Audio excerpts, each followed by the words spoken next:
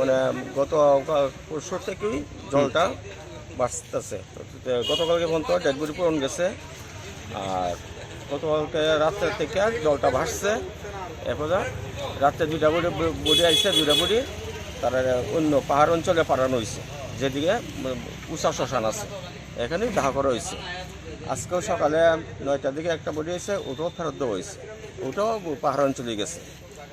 আর এখন জল খালি বাড়তাছেই, কীভাবে বাড়লে তো ডেড বডি পুরাইতে খুব অসুবিধা দিব। আমরা কারেন্টের মেশিন, গ্যাসের মেশিন সমস্ত দিয়ে জলে পরিপূর্ণ হয়ে গেছে। এই সমস্যায় আমরা আছি। পানি কেমন দেবো মেশিনের ভিতরে জল? আচ্ছা, আর কি সমস্যা হচ্ছে? অত সমস্যা নাই, সমস্যা হতো জলের সমস্যা, জল বাড়লে তো আরও সমস্যা হয়েছে। জল না কমলে তো বডি দিয়ে যেতাম না।